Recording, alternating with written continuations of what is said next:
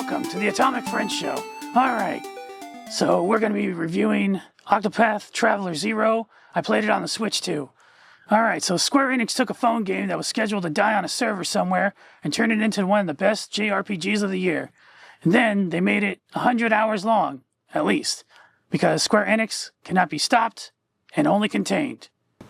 So, Octopath Traveler 0. Oh man, I'm going to flub this a lot. So the game started out life as Octopath Traveler, Champions of the Continent, free-to-play, mobile, gotcha.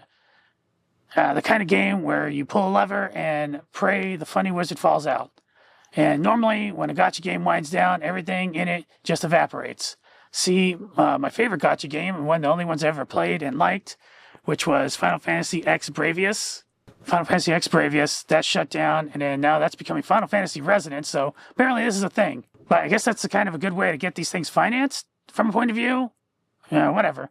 So, I'm not going to ramble about that. So, Square Enix looked at, this deal and said, no, we're going to take the whole thing apart, ripped out every microtransaction, every premium currency, every lever, and rebuilt it as a $50 fully offline, single-player JRPG that fits into a cartridge. I got the Switch 1 version because the game is actually on the cartridge, if I'm correct. You can hopefully keep playing this. I know there was a problem with the 3DS games. A lot of them had crappy flash lands or whatever, and or they're just kind of SD cards. And if you don't turn them on after a while, they have bit rot. This time you make your own protagonists. You got your little face, voice, the whole deal. You can even pick up their favorite food. Mine is yakisoba. And yeah, the food actually gives you stat buffs in combat. My guy runs on black coffee and yakisoba. And let's see. So your custom hero lives in a nice little town called Wishvale. And because this is a JRPG prequel with something to prove, Wishvale gets burned to the ground in the first hour by 3 villains hunting a set of divine rings. And these 3 are Augustus, Titos, Herminia, the masters of fame, power, and wealth. August is a playwright who murders people for artistic inspiration. That's real cute. All right. And Herminia runs a drug cartel that enslaves an entire town. IGN called these 3 comically evil, and honestly, yeah, the first 10 hours of the game are grabbing your collar and screaming, be sad at you. You start rebuilding Wishvale, you can recruit people to do so, the ones that didn't get murked. It's a grid-based town building. You clear rubble, you haul lumber and stone and cloth back from across the continent. You put up houses and taverns and training grounds. And slowly this smoking crater becomes a home again. If you played Suikoden, it's that castle feeling. If you haven't, it's like kind of Fallout 4 settlements, except this game is a little more polite about it. Story keeps pushing you towards revenge, and the mechanics keep pushing you back to plant crops and to build somebody a house. Retribution versus restoration.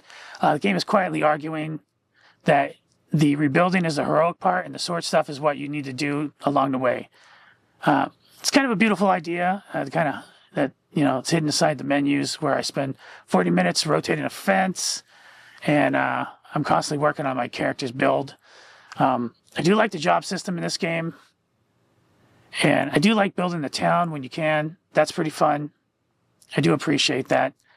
It's little things like that kind of draw me in. It's like, the Persona games and the social aspect. That's totally my bag. I would say this game, I'm looking at my notes here. So this game is a little too long, I feel. The middle act kind of sags. A lot of reused environments, random encounters that show up like coworkers who won't stop scheduling meetings. You got side content that pads instead of feeds. Somewhere inside this 100-hour game is a 70-hour game with no notes. Problem 2, there's too many side characters, 35. Unless you're really into the Suikoden bag. Maybe 6 of them are actual characters. A handful of others get real arcs. Everyone else gets a little cue intro, a little vignette, and then fades into the roster. The old Octopath games were about deep character studies, and this one trades that for head count, and that's kind of a thing nowadays, I guess. This launched right in the middle of the Switch 2 transition, and the versions are not equal. Switch 1 runs at 72p, locked at 30 frames. Your town assets, you only get 250 objects that you can place versus 400 on the Switch 2, 500 on PS5 and PC. For a pixel art RPG, 30 frames is livable. But if Wishvale is going to be your whole personality, like it became mine for 5 minutes, the ceiling is lower on the old hardware. The HD 2D, that look, the little 16-bit sprites walking around, the big dramatic 3D dioramas has never looked better. I'm really into that. They went with a moodier, more muted palette this time to match the darker story. The lighting in the late dungeons is doing things a 2018 Octopath could only dream about. I'm going to butcher this name, but Yoshinori Nishiki's soundtrack, I would say it's one of the best scores in the genre.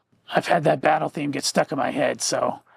Alright, spoiler warning for the next little bit here.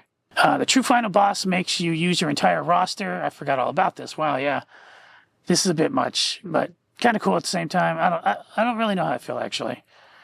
You use all your 35 characters, rotating through one enormous battle of attrition. So all in all, where does this leave us? The critics landed this in the low to mid 80s.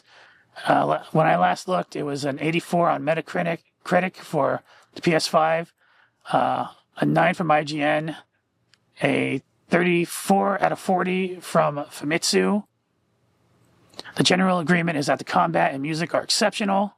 The pacing is a bit whack. Fans pushed the whole Octopath series past 7 million copies within a month of launch. Largely, this game has been kind of snubbed, or I think most of the Octopath games might have been snubbed, but who gives a shit about awards? They don't really mean anything. They're just industry glazing. But yeah, my score, I'm going to give this an 8.5 out of 10. Combat is pretty good. It's the best in the series.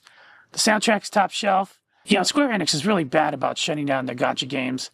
I'm surprised a couple of these lasted as long as they have. I do like that they brought this back and that they're bringing back Bravious and Final Fantasy Resonance. So I'm hopeful. Especially seeing how this one turned out. This one is not bad. This is Noodlez, and now that we've reached the bottom of the cup, please keep your mugs full and your hearts fuller. And this is the first review we've had in a long time, at least with the puppet. So glad to be back. Glad to see ya. Take care and bye. How do you turn this damn thing off? Sign off. Don't forget to smash that like button if you enjoyed our review, and subscribe to our channel for more fun-filled content. Remember, every like, share, and subscribe helps us bring you more content you love.